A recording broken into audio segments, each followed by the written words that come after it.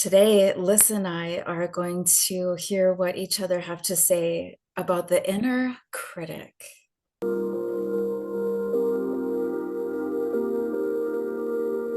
Hi, and welcome to Light for Life. If you are returning to our channel, thank you. We value and appreciate you. Our aim is to shine a bright light on your inner splendor and assist to connect you to your magnificence via what we intend to be enlightened sharing, potentially educational, and hopefully entertaining information, as well as encouragement for new perspectives. If you are new here, you are most welcome. We do hope that you will find our content highly beneficial and enjoyable. I am Liss. I'm a science of mind practitioner and a teacher of various healing modalities applicable to all aspects of the self and this life. And I am Lori. I am a holistic wellness researcher and educator. Welcome to Connections with Liss and Lori. We use the space to offer our perspective regarding multiple different topics that we certainly hope you find inspiring. I feel like I could probably talk about this one for days. I feel like I'm really experienced with my inner critic, and I think probably a lot of people are. For me, and again, we just share our own personal perspectives here. For me, I feel like my inner critic is really linked to trauma and trauma responses and becoming hyper aware of our environment and how a lot of that can kind of get mixed up and scrambled up in our minds and translate into some really sideways and wonky thoughts about ourselves and about our experiences and about how we relate to our surroundings and to our relationships and to the world. And I don't know about you, Liz, but I have found that people can be incredibly cruel with themselves, absolutely brutal with themselves. And I'm thinking of a dear friend that I've had for a long time that is really was really brutal with herself. And I would, kind of slowly and consistently suggest to her that she was really brutal with herself and maybe she could practice a little more kindness with herself. And it wasn't until, probably many years ago when I really started to understand the power that our words have, and not just the spoken word, the words that run through our mind, the words that we tell ourselves, the words that we use to describe ourselves, even the words that we use to bash ourselves. And when I mean brutal, it is downright self-abuse, and we don't even realize that that's what we're doing. I really believe that if we understood that we were abusing ourselves, we wouldn't do that. We just don't know that we're doing that. We don't know because it's kind of like an autopilot thing, right? Our thoughts just happen, and we don't even know that they're on autopilot. It's just, this common thread that runs through our minds all of the time, kind of like background noise. We don't even really pay attention that all of the stuff is running on autopilot.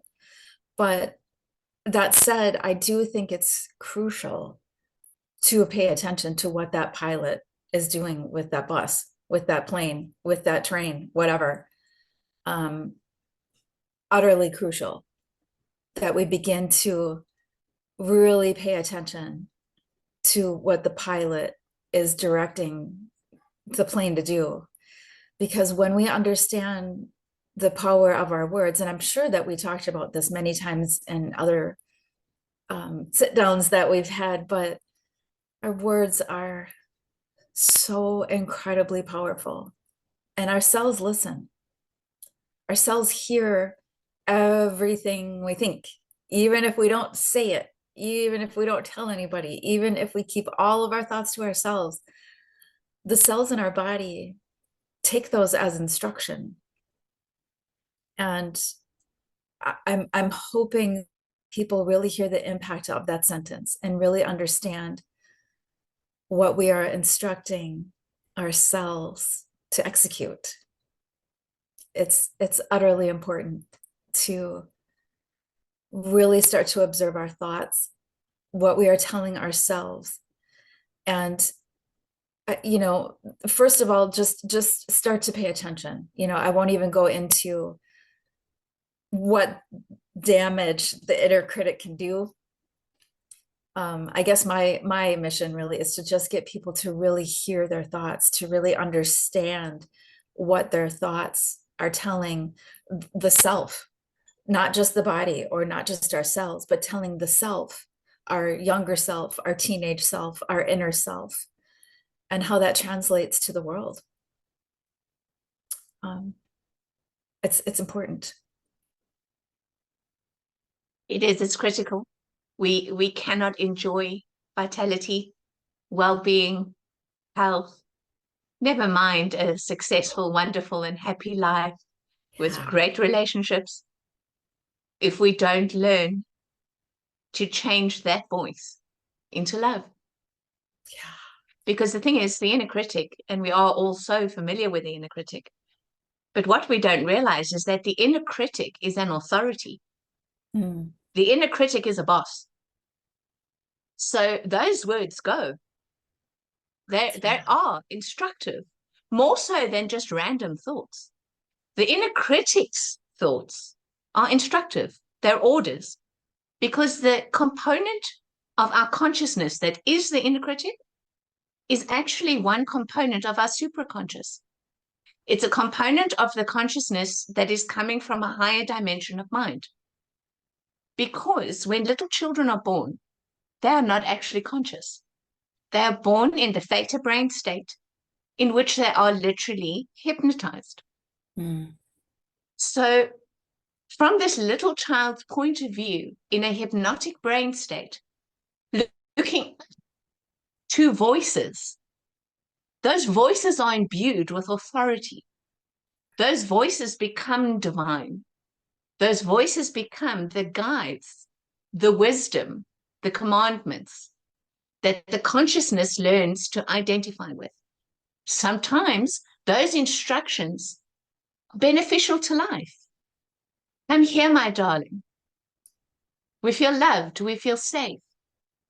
Sometimes those instructions damage our very core identity about who and what we are. So because that voice has that authority, it is extremely important for us to understand that when we become conscious of that voice, we now get to take authority over it. Because dominion has been given to us in our awareness and our consciousness now. So our conscience, that voice that tells us what's right and wrong, guides us in moral decisions, that is also an aspect of the supraconscious. So we need to learn how to see these two voices in terms of what is beneficial and what works, and what is cruel and damaging. Because the external voices that become the inner critic, maybe mummy said that thing 100 times in the course of my childhood. Maybe daddy said that thing 10 times. Maybe my third grade school teacher said this once. But we take over the job of telling that same thing to ourselves 100,000 times. So that inner critic voice is our voice. It is ourselves. We internalize it as an aspect of ourselves with which we talk to ourselves about ourselves. And because we are the authority over the universe that I am, we are creating that as our identity and as our reality. And it will be mirrored in everything from the state of our body to the state of our relationships to the state of our lives. And a very, very harsh inner critic is often the result of having severe trauma. But we are re-traumatizing ourselves every moment that we don't heal that inner critic, every moment that we don't bring the truth to it and take authority over its dictates. and actually rewire that voice to be in line with what we know to be our personal truth and our real core values. So an exercise that I found very helpful is to actually get that voice out of your head. Verbalize it. Don't just think those thoughts like you always have. Say them. Listen to how those words actually sound. Write them down. And then have an exercise in awareness where you imagine someone that you really love. And for this exercise, don't use yourself. But imagine someone that you really love and then say those things to them. And feel the impact of those words. Feel that pain. Feel that criticism and that disapproval. And then come to the realization that you would never, ever, ever speak to someone that you love that way. And so that becomes your sign how much you actually love yourself, that you are able to think those thoughts about the self. And then your mission becomes learning how to truly love the self more and to speak to the self from the same place of grace and compassion that we have for the flawed humans that we love so much in our lives. Or even the children that we have in our lives, or the pets that we have in our lives. If you wouldn't ever speak to a child that way, why is it okay to speak to yourself that way? And if you would never shame or criticize or belittle whatever a child, or even our pets, we wouldn't ever abuse our pets. We love our pets. We adore our pets. How come we don't adore ourselves? So I can't agree more with a lot of the points that you just mentioned. And I think the most important part for me, the part that stands out the most, is that every time we think that thought, we're harming ourselves again. We perpetuate the hurt. We perpetuate the wound again and again and again and again, and wonder why we don't feel well emotionally, mentally, physically, spiritually. We can't feel well when we keep wounding ourselves without even knowing that that's going on, and knowing that there's a pattern of thought on loop on a recorded loop that runs and runs and runs. I think it's great. It's a great analogy, almost mirror work in a way. If people are ever familiar with mirror work, if you stand before a mirror, would you ever talk to another person that way? I think I find it very eye-opening to consider bringing that out, hearing what you're saying to yourself, and really evaluating whether or not you would ever want to repeat that again. I think it's quite an eye-opener. This is fantastic. And even if you did, none of us are perfect, Laurie. So Right. maybe in a moment of rage or upset, we spewed all that at somebody else, right? None of us are saints. So perhaps we've done that. Go back to the feeling of how that felt after the fact. The amount of regret, how much it hurts us to know that we hurt someone else that way because of an emotion or because of an event or because of our own personal state of being. So if we can recognize what that feels like to us when we're doing it to someone else, why are we so blind to recognizing what it does to ourselves when we're doing it to ourselves all the time? Agreed. Absolutely agreed. And one of the hardest things for me, and this is more than 30 years ago now, when I first started really doing inner healing work, one of the hardest things for me to do, believe it or not, was to be able to tell my little girl self, 3 years old, all of 3 years old, tiny, angelic, sweetheart, beautiful. The hardest thing for me to do was to tell her that I love her. I could not get the words past my throat. I could not. I tried. I couldn't say it. I couldn't tell this sweet, innocent little love that I love her. That is how mired in self-hate and criticism I was, that I couldn't even love that tiny, tiny version of myself.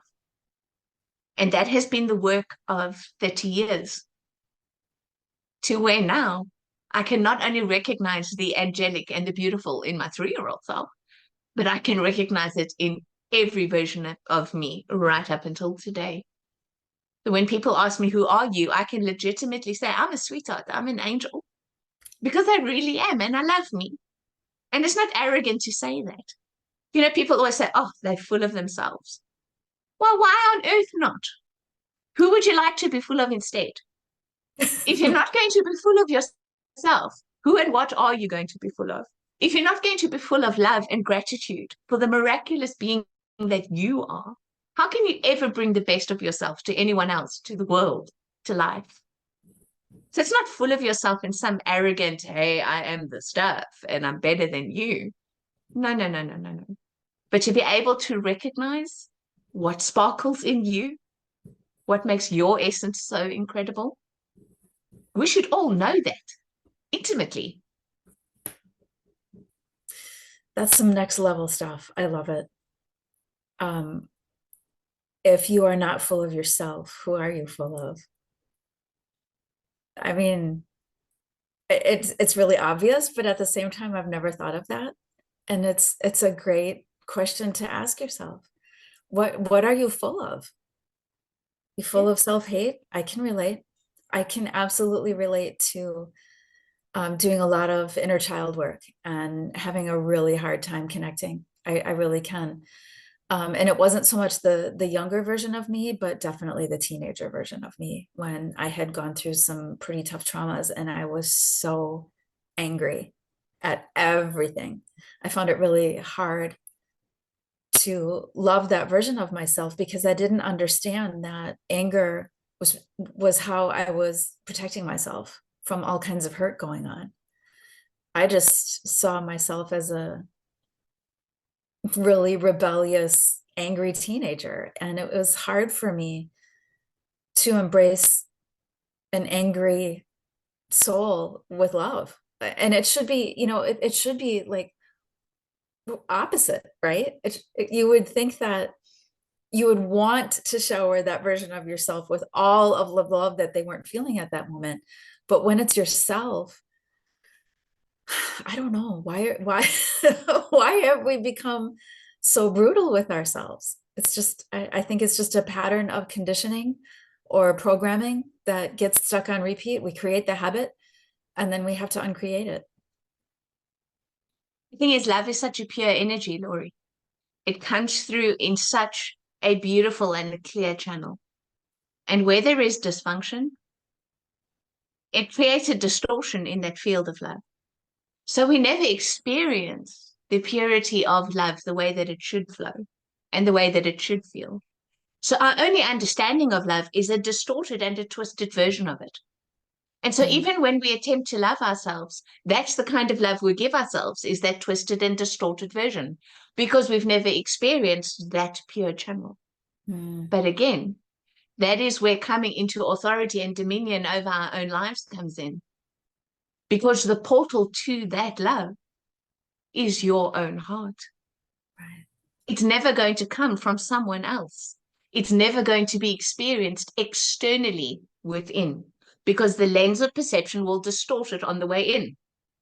The only way to avoid the distortion in that channel is to go to source, go to core, and find that pure love in yourself. Because it is there. It's what made you. You wouldn't be here. You couldn't live if you didn't have that pure core of love in your heart of hearts. And that's where we find it, by going within.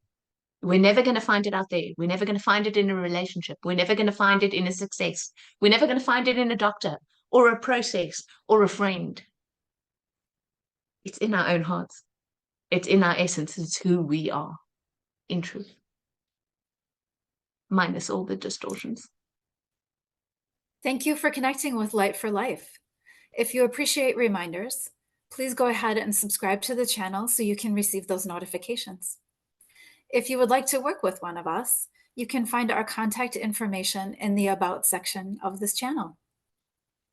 Yes, thank you for connecting with Light for Life. Please share your insights, your questions, and your comments with us in the comment section below. We value your feedback. And we really hope that we will see you for our next episode. We upload one every Thursday.